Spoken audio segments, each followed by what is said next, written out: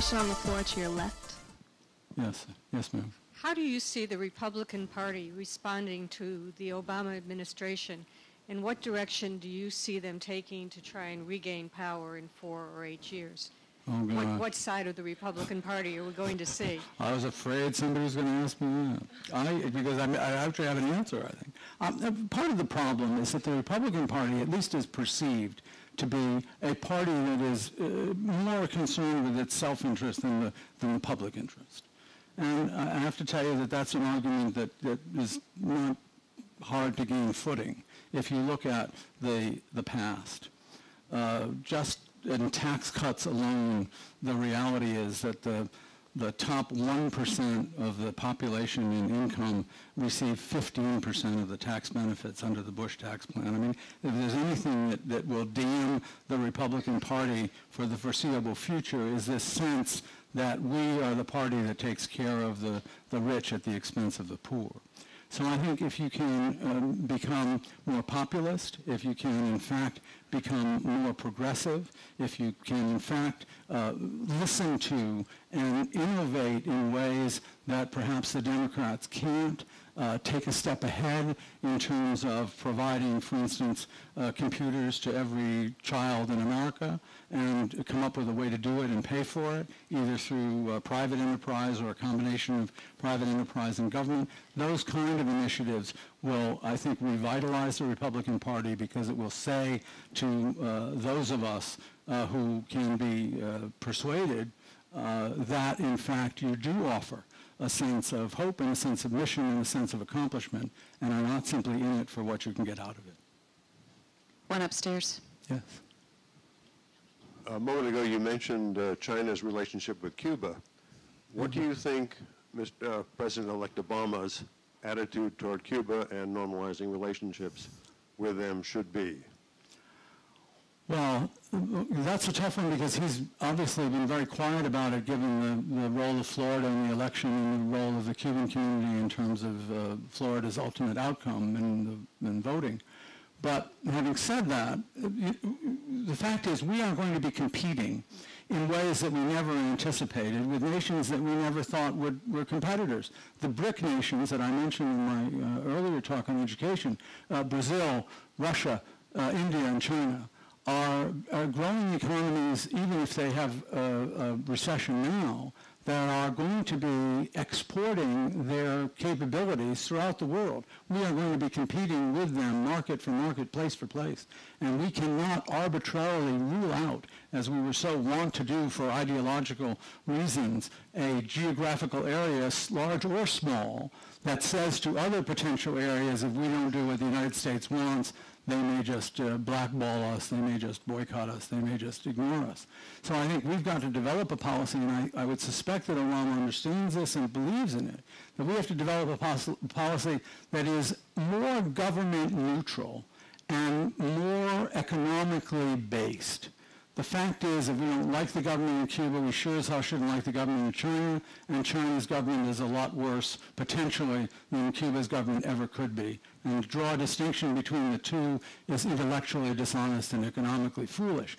And the reason we say economically foolish is because if we are going to seek energy self-sufficiency, if we are going to look for alternative fuel sources, and we look at ethanol as a potential part of that solution, the reality is that corn produces 1/8 the amount of ethanol per acre that sugarcane does.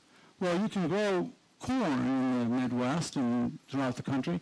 There are not many places in this country that grow sugarcane, but you certainly grow sugarcane in Cuba. And I would suggest to you that if we don't do it, somebody else is going to do it, and take investment in Cuba and make it sugarcane positive, take the model that's being used in Brazil, and turn Cuba's economy around simply as a supplier of ethanol. And that is a huge potential problem for us unless we deal with it effectively. There's a question in the back of the house to your right. Yes. I should have brought a chair up here. Time for one more. You referred to special interest groups in a rather negative sense, as does every politician running for office when he's talking about his opponent. However, all of our founding fathers we're representatives of special interest groups, as is everybody sitting in this audience and even yourself. So why do we refer to special interests in a negative sense when maybe they're really positive? Well, I think that's a fair comment. I think the reality is that if you took them on balance, they are not positive. If you take them individually, there are many special interest groups that are in fact very positive. They bring information to the policymakers on either side of the aisle that they really need to formulate policy and would not know but for that special interest enlightening them. So I'm not suggesting, and if I gave the impression that I was, that all special interests are bad. That isn't true. But the reality is it has to be taken on a case-by-case basis. I assume access will be on a case-by-case basis. And if that access is access in the public good, then that access will be available. If it is access which is inimical to the public good, then I suggest that we will have policies in place that disincentivize those special interests to be able to be effective. But I don't mean to paint with too broad a brush, and if I did, I apologize. I think we have time for maybe one more, if you agree. Yeah, sure. The hot seat. Yes. Please forgive me if you've addressed this in your prior discussion, but how much of a priority do you think fixing the educational system, especially in the urban and rural areas, will be for our new president?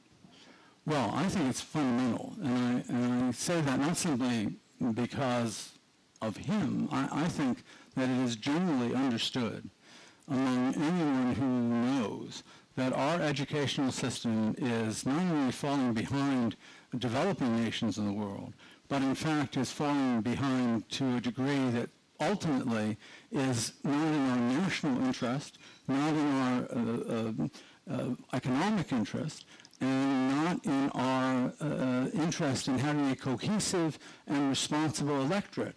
The reality is we have to start at the bottom. I had said that in my prior lecture, that we are not going to be able to solve the problems of this country long term unless we first come to grips with how we educate our children, how we empower them to educate themselves, and how we make them invested in the future of this country.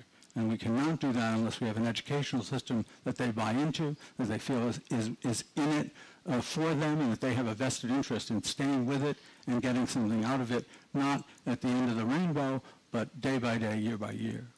So I think he knows that, I think he understands it, and I think he will do everything he can to, within the confines of the budgetary ability, offer the carrot and the stick of the federal government to incentivize communities to do things that will be in the interest of their children. I will tell you that my great concern is that we have 100,000 school districts, and we cannot positively impact education unless we have a more homogenized view of what our national goals are, what our educational goals ought to be, how we educate our children, how we give them access to information, and use that technology that we can be so proud of to make their lives more viable educationally.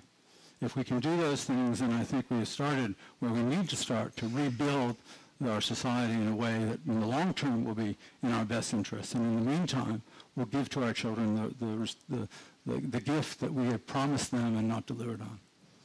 Thank you all very, very much. Thank you.